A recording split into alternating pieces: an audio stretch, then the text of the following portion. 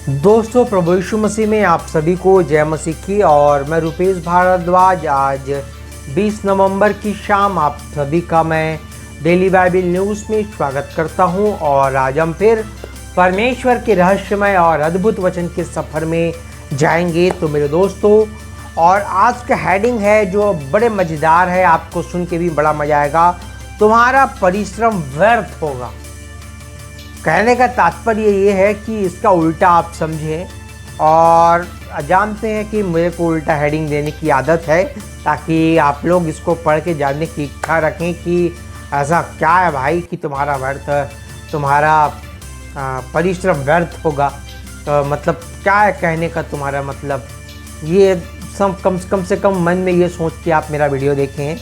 तो आज सब चलते हैं अपने आज के हेडलाइन यानी आज के वचन की तरफ, जो कि है पहला कुरिन्थियों उसका 15 अध्याय और उसका 58 पद हम पढ़ेंगे, जो कुछ इस प्रकार से है। सो हे मेरे प्रिय भाइयों, दृढ़ और अटल रहो और प्रभु के काम से सर्वदा बढ़ते जाओ, क्योंकि यह जानते हो कि तुम्हारा परिश्रम प्रभु में व्यर्थ नहीं होगा।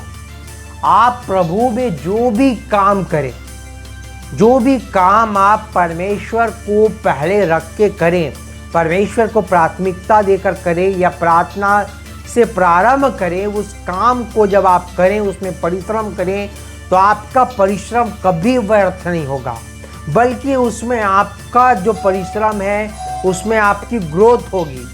तो मेरे दोस्तों, कहने का तात्पर्य मेरा ये है कि जैसे कि आज उदाहरण के लिए मैं प्रचारकों की बात करता हूँ। तो जो प्रचारक होते हैं वो जो प्रचार करते हैं, अच्छी बात है कि प्रचार करना कोई बुरी बात नहीं है। पर मैंने देखा है गांव देहात में बहुत सारे लोगों ने ये देखा कि पास्टर बनने से लोगों के घर चल रहे हैं उनके। हाँ, परमेश्वर का काम आप करोगे तो आपका परिश्रम व्यर्थ नहीं होगा, मगर कई लोगों ने इसको बिजनेस बना लिया है अपना घर चलाने के लिए, अपना राशन चलाने के लिए। ऐसा करने लगे हैं लोग कि इसी काम को करना शुरू कर दिए हैं। गांव में देखा है कि मैंने अपना घर चलाने के लोग प्रचार करना शुरू कर चुके हैं। तो ये करना अच्छी बात नहीं है। इस परिश्रम का परिणाम शायद आपको मैं न्याय नहीं कर रहा, मगर परमेश्वर आपका न्याय जरूर करेगा, मगर इसका परिणाम बहुत बुरा होगा। अगर आप इस मकसद से अगर आप प्रचार कर रहे हैं तो बंद कर दीजिए और सही मकसद से प्रचार करिए, ताकि लोगों की आत्मा को बचाया जाए, न कि आपका घर चले उससे। और आपका प्रचार अगर आप पर जिस रीति से चेलों ने प्रचार किया, पौलुस ने प्रचार किया, पतरस ने प्रचार किया, उस रीति से आप आत्माओं को बचाने का एक बोझ हो आपके अंदर, तो आपका प्रचार करना सही है, आप प्रचार करो। मगर मेरे दोस्तों, परंतु आजकल के जो पास्टर हैं वह मैंने देखा है कि दान पाने के लिए प्रचार करते हैं। अक्सर भीड़ इकट्ठा करो और फिर एक जगह बना लो और बुधवार को गुरुवार को मीटिंग रख लो, या संडे मीटिंग तो होता ही है 2 दिन, हफ्ते में 2 दिन। उसके बाद झोली दान, ये दान, वो दान, दुनिया भर का दान दिया जा मांगने का, दशमांश। और ऐसा मोटिवेट करते हैं पास्टर लोग, वचन को तोड़ मरोड़ के इस प्रकार से बताया जाता है, उनका माइंड वॉश कर दिया जाता है कि वो देते हैं, देने के लिए मजबूर हो जाते हैं। तो मेरे दोस्तों, ये सब काम आप ना करें। आप प्रचार कर रहे हैं तो आपका मकसद क्या है? दान पाना, घर चलाना, या वाकई में आत्मा बचाने का बोझ आपके मन में है?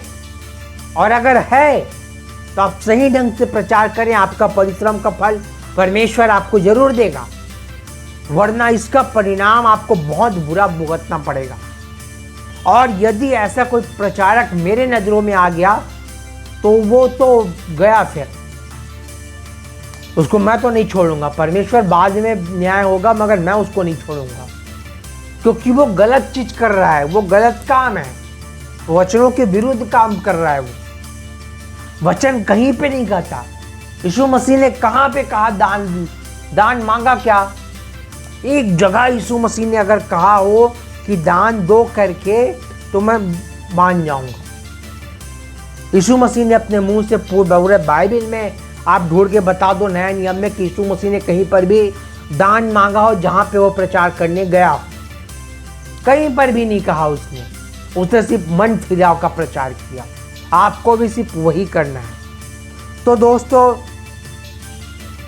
और भी पास्टरों में बहुत सारी कमियां घटी है। मैं थोड़ा एग्रेसिव हो जाता हूं ये सब चीज़ों को देखकर कि अक्सर और भी मैं कुछ कमियां को बताता हूँ। ये वीडियो थोड़ा लंबा जाएगा कि आजकल कुछ पास्टर ऐसे हैं कि जहां दान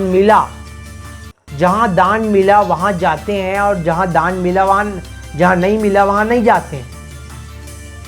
विजिटिंग करते हैं घर में, अच्छी बात है, पर उस घर में आप विजिटिंग करो जहां आपको वाकई में वहां परमेश्वर के वचनों की आवश्यकता है। जिस घर में तकलीफ है, परेशानी है, वहां रेगुलर विजिटिंग करो। पर उस घर को छोड़ के आप उस घर में विजिटिंग करते हो जहां आपका पॉकेट गर्म हो। ये सच्चाई है, आपको अच्छा लगे कि बुरा लगे। अगर ये काम आप कर रहे हो तो आप प्रचार करना बंद कर दो। आपको बुरा लग रहा होगा, दिल में ठोकर लग रहा होगा, जितने प्रचारक देख रहे हैं मैं उनसे सीधा बोलता हूं, अगर ऐसा काम आप कर रहे हो तो इसका अंजाम बहुत बुरा होगा। न्याय के दिन इसका अंजाम बहुत बुरा होगा। आप परमेश्वर से क्षमा मांग के इसी वक्त से सही काम करना शुरू कर दो, वरना आप बहुत बुरी तरीके से फंसोगे। आप जानकर भी, वचन का ज्ञान रखकर भी ये सब काम अगर आप कर रहे हो तो न्याय के दिन आपको आपका बाप भी नहीं बचा सकता। तो मेरे दोस्तों, आज के लिए सिर्फ इतना ही। मिलते हैं कल। और आज का जो हेडिंग है वही है कि तुम्हारा परिश्रम व्यर्थ कभी नहीं होगा। अगर आप सही परिश्रम करेंगे तो आपका परिश्रम का फल परमेश्वर आपको जरूर देगा। तो मेरे दोस्तों, मिलते हैं कल एक नए वचन, नए रहस्य के साथ। तब तक के लिए आप सभी को नमस्कार।